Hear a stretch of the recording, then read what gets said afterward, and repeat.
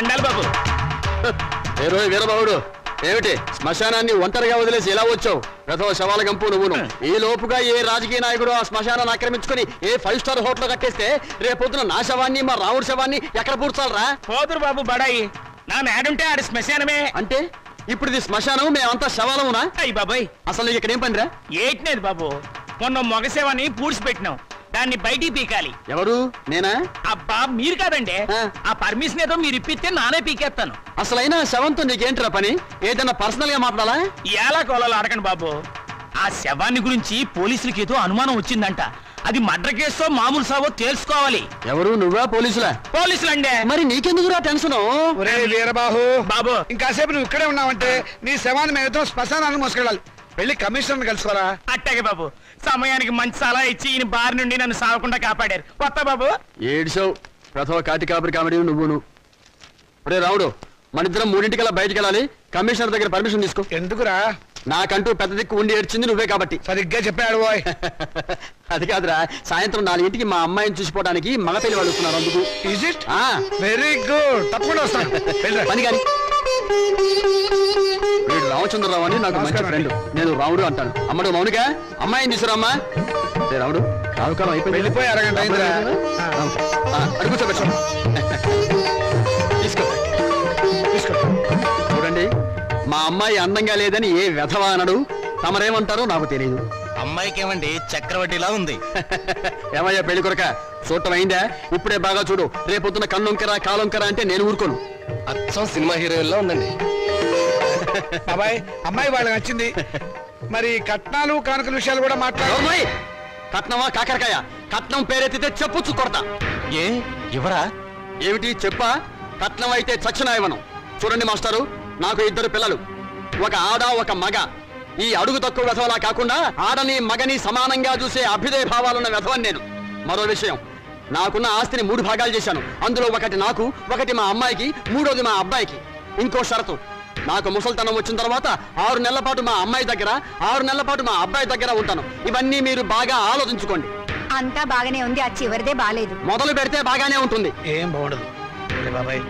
అర్థం లేని మాటలు మాట్లాడి సమాధానం చెడగొట్టుకోకు. శుభ్రంగా అబ్బాయి కాళ్ళు కడిగి కన్యాదానం చెయ్యి. నువ్వు నోరుమోయ్. వీళ్ళ దరిద్రపు కాళ్ళు కడగాల్సిన దరిద్రం నాకు పట్టలేదు. నీకంత సరదాగా ఉంటే ఆ కట్నాలు కానుకలేవో వాళ్ళ మహాలు కొట్టి ఆ దరిద్రపు కాళ్ళు నువ్వే కడుక్కో, నాకు అవసరం లేదు. అది కాదురా. ఇంకేం మాట్లాడద్దు. ఎవరు బయలుదేరచ్చు. ఇంత జరిగాక ఇంకా ఉంటావా? పదవే. క్షమించండి, ఒక్క నిమిషం ఆగండి. మీరేమనుకోకపోతే తమరు ఒక్కసారి మా ఇంటికి వచ్చి మా పెద్దమ్మాయిని చూడండి. వీడి కూతురు కంటే అంతగత్తే, బాగా చదువుకుంది. పైగా దాన్ని చేసుకున్నవాడు సినిమా యాక్టర్ అవుతాడని కోయవాడు జోషి కూడా చెప్పాడు. మీరు అనుకున్నట్టు కాకపోయినా కొద్దో గొప్ప కట్నం కూడా ఇచ్చుకోగలను. రేపు తిథి కూడా చాలా బాగుంది. తప్పకుండా రేపే వచ్చి చూడండి. సరే, అలాగే వస్తాం. అమ్మాయికి సంగీతం అంటే చాలా ఇంట్రెస్ట్ అండి. కానీ అమ్మాయి పాట పాడితే భర్తకు గండం అన్నారు. అందువల్ల సంగీతం మార్పించేశాను. భోజనం కూడా సరిగ్గా చేయదు. పగటి పూట 2 ముద్దలు, రాత్రి పూట 1 ముద్ద. తనలో పూలు కూడా పెట్టుకోదు. పెట్టుకుంటే తనలో పోస్తుంటా. చూసారా, ఖర్చే లేదు. ఏమిటో ఈ కాల పాడపిల్లలు. అది ఆడపిల్లని అలా పెంచాలండి. మరి మిగతా విషయాలు అన్నయ్య గారు కాస్త ఆలోచించి అడిగితే బాగుంటుందేమో. మౌని, అక్కడ లోపల తీసుకెళ్ళు. చూడండి బాబు గారు, మగబిడ్డ అన్న తర్వాత ఎంతైనా అడగచ్చు. రేపు మా వారికి అడగను. పెద్దవది డబ్బుదే ఉందండి. అసలు మీలాంటి పెద్ద మనుషులకి డబ్బులు కక్కుర్తిపడే మనసత్వం అస్సలు ఉండదు. ఏదో లాంఛనప్రాయంగా 10,000 అనుకుందాం. మా గేదె ఖరీదే 10,000 అండి.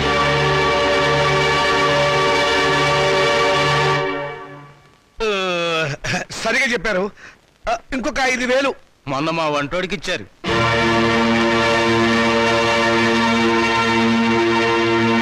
బావగారు, మీరేం కాదనకండి. ఆఖరి మాట 25,000. మా అమ్మాయికి మొదటి కాన్పు మగబిడ్డ పుట్టారనుకోండి, తాతగారు బహుమతిగా ఇంకో 5,000 ఇస్తా. ఓకే, ఒప్పేసుకోండి. సంతలో పశువులా ఈ బేరాలేమిటి? మౌనిక మౌనిక, నువ్వు ఊరుకోవే.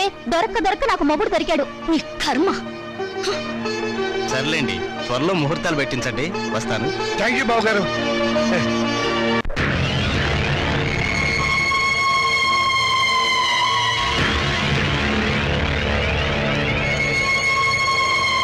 అరే చాలా ఎంతగా ఉంది. శవాన్ని పాతిపెట్టి 1 రోజులైనా శవం ఇంకా కుళ్ళిపోలేదు. బెంగళూరు వంకాయలా నిగనిగలాడిపోతున్నా. శవం గ్లామర్ గా ఉందా లేదో చూడవలసింది నేను. చూడండి డాక్టర్ గారు, ఈ శవాన్ని రీపోస్ట్ మార్టం చేసి ఇది మర్డరా లేక న్యాచురల్ డెత్ నిర్ధారించండి. Okay, with pressure. ఆగండి బాబు, మా మున్సిపల్ చైర్మన్ గారికి పోస్ట్ మార్టం చూడాలని చాలా కోరిక. ఆయన వచ్చేదాకా మీరు ఆగాల్సిందే. ఆయన వచ్చి చూడటానికి ఇదేమైనా మైకేల్ జాక్సన్ ప్రోగ్రామా? మా మేజిస్ట్రేట్ గారు వచ్చే లోపల పోస్ట్ మార్టం స్టార్ట్ అవ్వాలి. డాక్టర్ గారు మీరు కానివ్వండి. With pressure. ఆగండి డాక్టర్ బాబు, చెప్పేది మీకు కాదా? మా చైర్మన్ గారంటే మీకు నెక్కనే. కాటి కాపర్ వెతల నువ్వు ఈ శ్మశానానికి ఎమ్మెల్యే అయినట్టు ఫీల్ అవుతున్నావు. మేజిస్ట్రేట్ గారు అంటే భయం లేదా? ఎవరైతే మాకంటే మాతో పెట్టుకోకో. Don't talk. పోలీసుల మజాక. డాక్టర్ గారు కానివ్వండి. ఇది ప్రశాంతమైన శ్మశానం అనుకున్నారా? మంచి చెడ్డ లేకుండా కొట్టుకు చస్తున్నారు. Thank you sir. పెద్ద బాడీ లేకపోయినా పెద్ద మనిషిగా కరెక్ట్ చెప్పాను.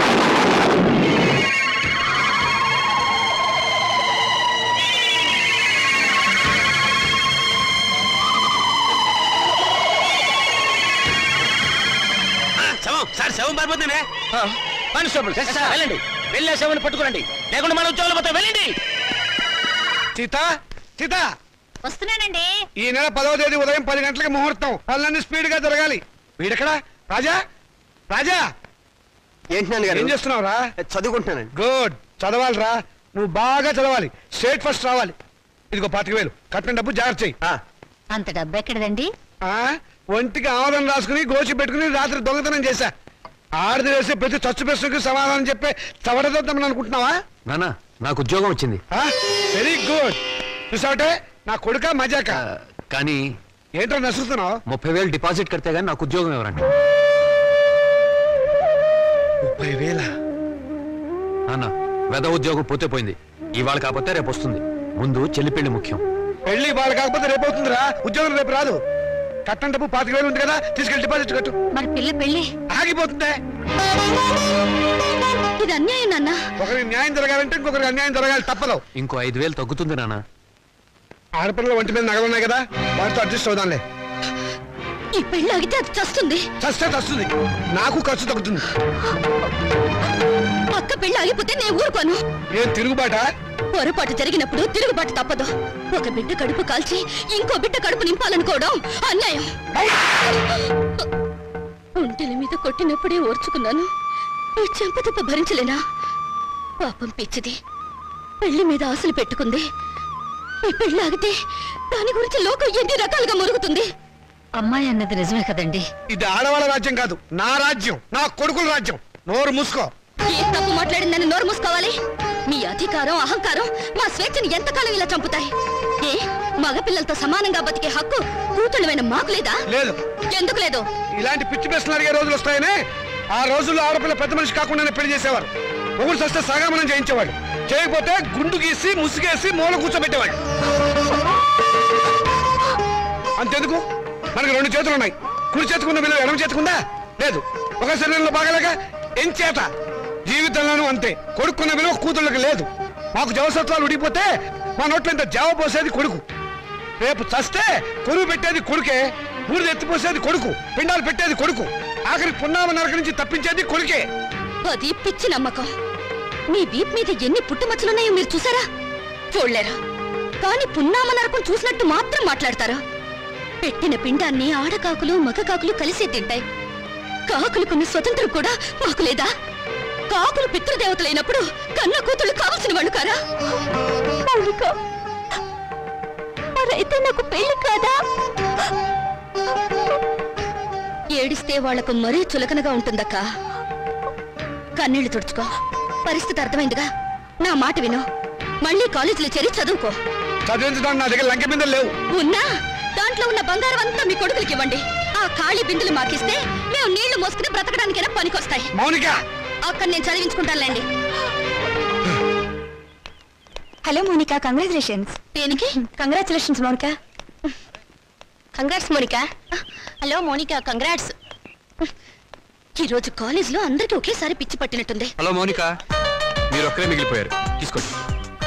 శుభలేఖ, పెళ్ళెవరికి? ఊళ్ళో వాళ్ళ పెళ్లికి నేనెందుకు సన్నాయి వాయిస్తాను?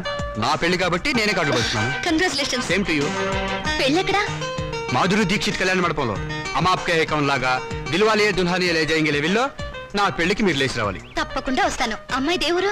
మనూరే. చదువుకుందా? మన కాలేజీలోనే. మన కాలేజీలోనా? పేరేంటి? మన పేరే. మన పేరేమిటండి? మన పెళ్లి కదండి. మన పెళ్ళా? చూడండి. Srikanth, what is this? Me photo పక్కన నా ఫోటో. నీకు మేనర్స్ ఉందా? నన్ను నేర్పించడానికి ఇంతకన్నా వేరే దారి దొరకలేదా? సారీ, ఈ రోజు ఏప్రిల్ 1 కదా, ఏదో సరదాగా ఏడిపిద్దాం అనుకుంటే అంత బాధపడతావేంటి? టేక్ ఇట్ ఈజీ పాలసీ తీసుకో. ఇలాంటి వాళ్ళకి ఇది టేక్ ఇట్ ఈజీ. ఏప్రిల్ 1 రోజే కాదు, ప్రతిరోజు ఆడపిల్లల్ని ఫూల్స్ చేస్తూనే ఉంటారు. మా ఇళ్లలో అమ్మా నాన్న ఎన్నో కష్టాలు భరించి రూపాయి కూడబెట్టి మమ్మల్ని ఇక్కడికి చదువుకోవడానికి పంపిస్తున్నారు. అంతేకాని ఇలాంటి వాళ్ళు బలి తీసుకోవడానికి కాదు. నీ దగ్గర డబ్బులున్నాయి, కార్లున్నాయి, మేడలున్నాయి. ఏ మచ్చపడ్డా నీ డబ్బు దాన్ని తుడిచేస్తుంది. కానీ పేదరికంలో చస్తూ బతికే పెళ్లి కాని ఆడపిల్ల మీద ఏ అపవాదు పడ్డా ఈ జన్మలో పోదు. ఆ అపవాదు పోవడానికి నాకు ఆత్మహత్య కంటే వేరే దారి లేదు.